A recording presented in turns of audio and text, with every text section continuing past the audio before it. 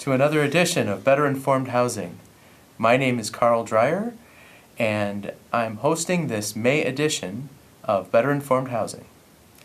Better Informed Housing has devoted its energy to passionately inform communities of their real estate rights. Many of the communities are politically underrepresented, and the city of Chicago has over 100,000 vacant properties.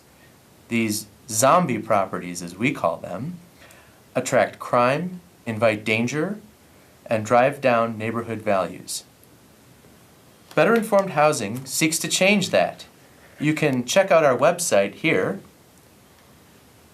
If you have any questions, please call in tonight, and we're happy to answer your questions about tonight's topic or any relating housing questions that you may have.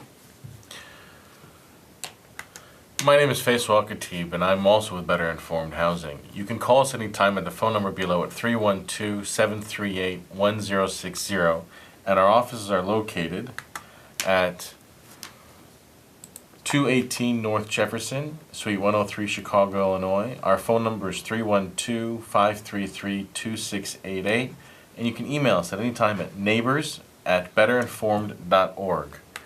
You can call this evening, as this is a live broadcast, at 312-738-1060. Today is May 15th. Carl, thank you for inviting me to come tonight. Thank you.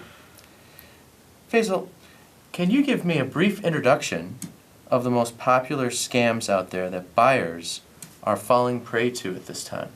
Well, buyers and sellers and people usually are in trouble in terms of scams. One of the things that we talked about this previously in a different show was buyers always want to make sure that the property that they're buying is what they believe that they're buying. So it's important to have good, reputable professionals who are working with them, from attorneys to real estate agents to inspectors, who can actually make sure that they can go through the property to make sure that the property that they have is the right property. One of the things that I think, other types of scams that people come across is usually when people are in trouble financially. And those types of scams include where, sign over your deed to someone and this person will help you and take your property and save your property. So those are things that you want to be aware of, not to just willy-nilly sign over your deed to someone without having an attorney present or an attorney representing your interests. You never want to have the same attorney representing both the buyer and the seller, because that is fraught with problems, because you never know who the buyer is trying to protect. Okay. Now, let's talk about the issue of title and deed scams. So, are deeds recorded with the Office of the Recorder of Deeds? So, a deed is essentially a conveyance of property, and there's a whole bunch of different types of deeds. You've got warranty deeds, which says I'm conveying it 100%, and I'm warrantying the deed is a good deed, free and clear. Quitclaim deeds also take place a lot, and that essentially is a quitclaim is conveying whatever interest that I have to you, Carl, for example. So I can give you a quitclaim deed to the Brooklyn Bridge or the Sears Tower. Okay. I technically have absolutely zero interest in either of those properties. However, I can sign a quitclaim saying if I had an interest, whatever that interest is, I'm giving that to you. So you have to be very careful about quitclaim deeds, because they themselves don't carry a lot of weight unless you know for sure that they have that the person who's conveying it actually has an ownership interest. So you always want to find a lawyer to help you with that, so that way the lawyer can actually track and check the chain of title, can check the title report to see if there's any encumbrances on title or if there's any mortgages on title. You see this a lot in divorce cases where a husband and wife will be in the divorce and their attorney tells them to, or the court says, well, the husband's going to quitclaim his interest to the wife, but they failed to acknowledge the issue that there's a mortgage. So then the wife gets a quitclaim, but there's still a mortgage on the property in the husband's name, and now she can't talk to the mortgage company, she can't negotiate with the mortgage company. She has absolutely no rights whatsoever in the mortgage or the loan, but she's got this quitclaim which is subject to the mortgage, which means her quitclaim essentially is second to the mortgage. So it's very important to know what's being quitclaimed and then what rights are coming with that. So, and we can talk about that in another segment as to how to do that in a divorce case. But for this practical purpose, the issue you said was conveying properties, and is that deed recorded? So then I can do a deed to you, Carl, and the law states that as long as I have certain information of the deed, which is a description of the property, a legal description, as well as an amount that I'm conveying, who's conveying it, so the grantor, which in this case I'm giving you, so I'm the grantor, you're receiving, so you're the grantee, okay? And there's a consideration amount, usually that's nominal, $10 or $100 that they put on the deed itself. And once I've written that out and I've signed it, it's not valid until I deliver it to you. So once I've given it to you and you've accepted it, then you've taken ownership and you now own the property. You said something about recording quitclaims, well, or recording deeds. So the reason you record the deed, and the entity that holds that in Cook County is the Cook County Recorder of Deeds. And you can just do a quick Google search of the Cook County Recorder of Deeds, and they'll pop up, and that's how you can search property ownership and deeds and conveyances based on either the PIN number or the grantee-grantor. But what that means is you own it, but you don't have to record it, okay? So if I gave you a quitclaim, for example, I've conveyed all my interest to you. And then 2 weeks later, I go to some guy in the corner and I say, here, I'm giving you a quitclaim to the exact same property at 123 Main Street. Then he has, in his mind, he has an ownership in that property, and you have an ownership in that property, but neither one of you have recorded. So in that sense, whoever records first provides notice to the world of their ownership interest. So if you have a deed and it's not recorded, that's a really bad idea because someone could have conveyed it to somebody else. So recording is not mandatory to establish ownership. It's just a really good idea to make sure that whoever gave it to you doesn't give it to somebody else, to avoid that scam. So the purpose of the recorder's office is to prevent scams from happening. That's one of many purposes, but that's a key purpose. Now, I've had clients in foreclosure cases who have received calls from third parties claiming that they could make the payments for a refinancing of their mortgage if they would just quitclaim deed to them the rights to their property. What kind of problems are involved with that? Yeah, so there's a lot of problems that go along with that. Anytime someone is saying, I'm going to save your house from foreclosure, quitclaim it to me, that's usually a dangerous proposition, and it doesn't go usually the right way. I mean, there are some legitimate ways of doing that, and ways to acquire property that way. However, if someone's telling you they're going to save your house, quitclaim it to them, and they're going to refinance it in their name, and then you can live there for as long as you want, those are usually fraudulent. It's essentially use of a straw man. And it's just fraught with problems because it would fall under, in that case specifically, for example, there's something called the Mortgage Rescue Fraud Act, which has which the state of Illinois passed that prevents people from taking your property from you for less than what the value of the property is. So, for example, I'm in foreclosure, I have a problem, and you come up to me, Carl, and say, hey, Faisal, I will buy your property, quitclaim it to you, and then you'll refinance it, and then you've saved my property, essentially. Well, the issue there is there may be equity in the property, they may be worth a lot more than what you're claiming it is. So there have been instances where the Attorney General has gone after people and said, hey, this is a fraudulent scheme under the Mortgage Rescue Fraud Act. So you have to be very careful of someone coming to you saying, quitclaim the property to me and I'll refinance it for you. That's kind of sketchy. Now, if someone comes in and says, I want to buy your property, and they said, give us a quitclaim, we're going to buy it from you, they're going to give you some money or let you stay for a certain while, some certain exchange, that's possible. That might be an opportunity. Again, it falls under the Mortgage Rescue Fraud Act because they're taking advantage of you in a difficult situation. So like I always say to everybody, it's very important to find a lawyer who understands these types of actions, Right. understands real estate law, understands foreclosure, understands the Rescue Fraud Act, to make sure that you are protected and that someone's not coming to take your property away from you. So, when a person finds their dream home and they've signed a contract, they have a mortgage, what can go wrong? Is there any way that the wire of the money won't go through, or can it be misrouted?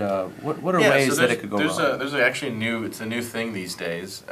We all very familiar with the ransomware that's hit the world essentially in about 150, 170 odd countries. So there's been a scam going on with real estate closings for several years now, and that's where people have hacked into email accounts and then sent in fake wire information. So the buyer comes in and says, hey, they would wire a percentage, 20% or 10%, whatever their down payment is on the house. They think they're wiring it to the title company. In essence, they've been given a false sense of documents without anybody knowing, and they wired the funds to some random bank account somewhere else that has nothing to do with the transaction. So they get to the closing and they find out, oh, where's the money? Like, oh, I wired it. And they said, oh, no, that's the improper wire account. So you want to make sure that before you wire any money, you verified it with your attorney and the title company as to how much exactly you need to wire and where you're wiring it to. Okay. So the wrong numbers and the wrong information can be an issue. And what would an attorney do to make sure that there was going to be an appropriate wiring that wasn't going to be to some fraudulent group or individual? So your attorney is going to reach out to, if you're the buyer side, the buyer's attorney will reach out to the seller's attorney and reach out to the title company to verify over the phone what the actual numbers are. An email or a text message or any of those types of electronic transmission is insufficient these days. So there's always been, on a regular basis, at least we do in our office, is we have a verbal confirmation as what the actual wire transfer information is to where it needs to go for the title company. At this time, I'd like to invite anyone who would like to call in with any questions with regards to the topics that we've been discussing today to call in to Better Informed Housing. If anyone is interested. The number's at the bottom of your screen. You can call 312-738-1060. Again, that's 312-738-1060. Better Informed Housing Corporation.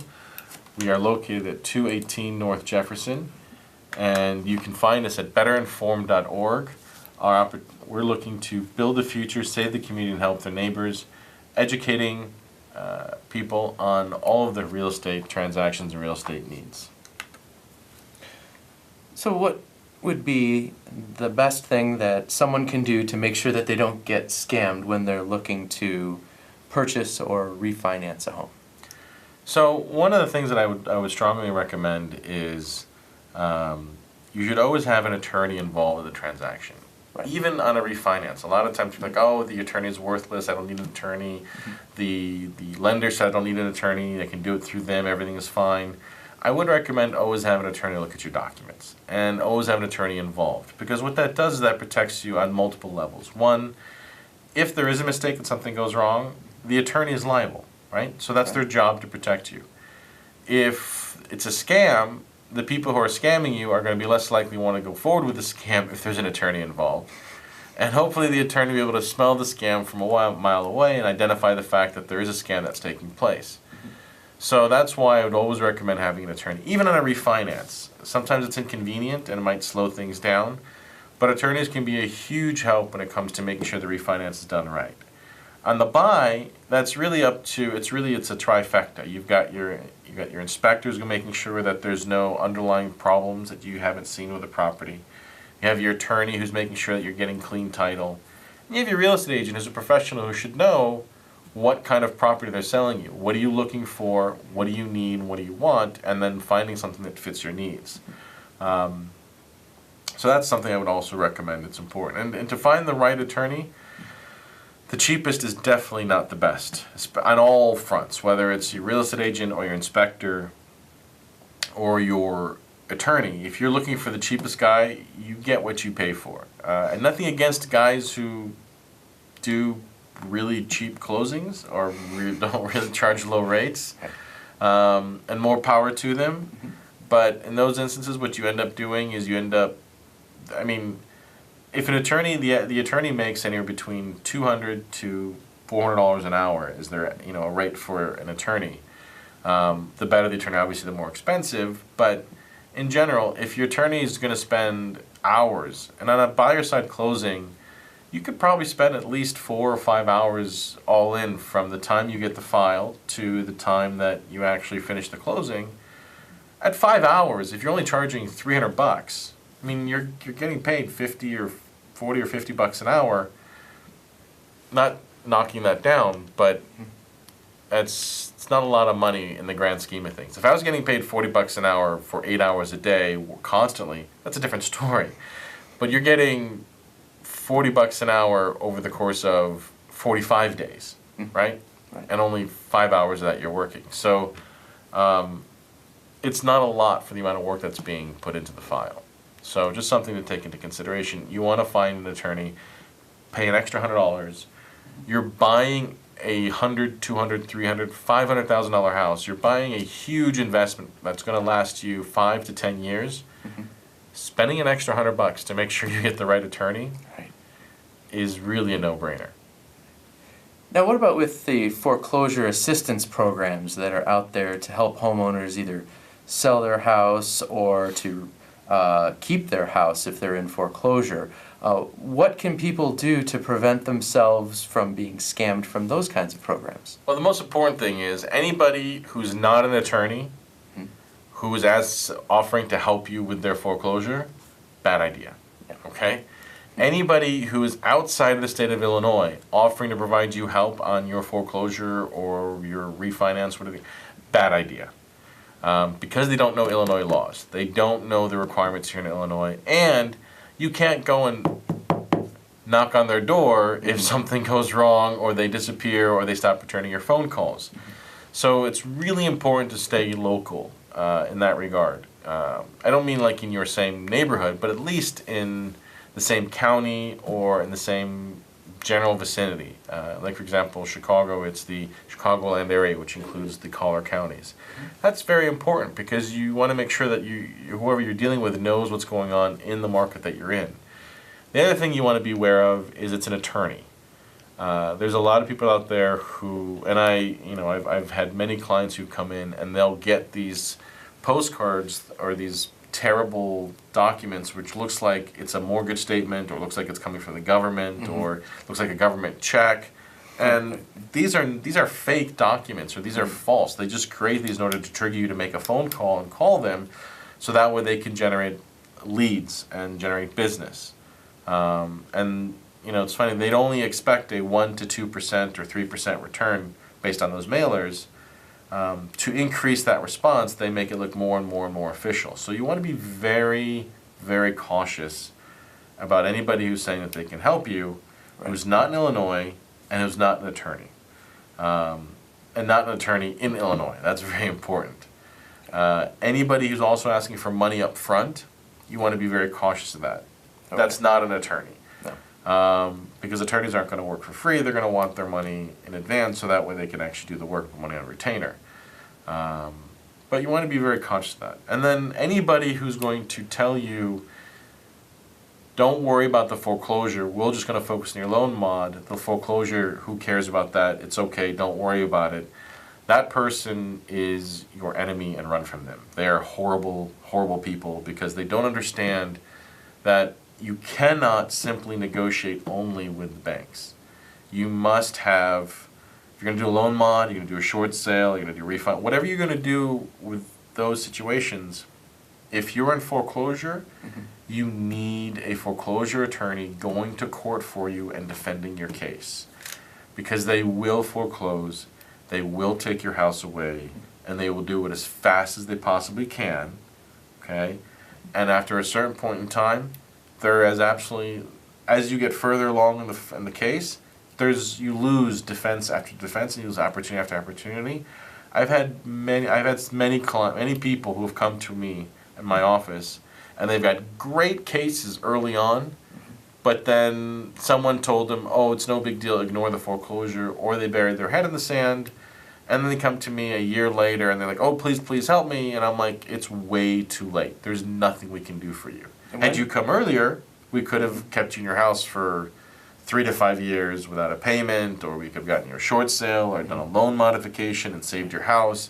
All these things were options, but sometimes you hit the point of no return, and once you've done that, there's nothing anybody else can do for you. So what, in a foreclosure matter, what is considered to be a point of no return? A point of no return would be judgment. So if they get a judgment against you, summary judgment, sometimes actually filing an answer. So you want to make sure you have a foreclosure attorney who's helping you in those cases. But Carl, I want to thank you today for inviting me and having me on today. Thank you, Faisal. Better Informed Housing. The number here is 312-738-1060, but we are wrapping up today. My name is Faisal Al-Khatib, and we're here at betterinformed.org.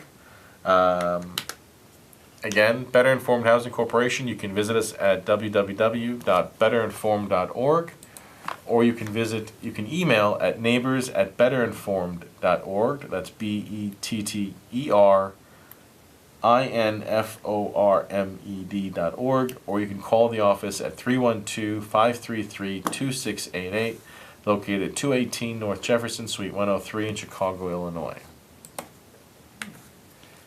Well, thank you for another edition of Better Informed Housing, and we hope you have a great evening. Thank you very much. Good night, everyone. Good night.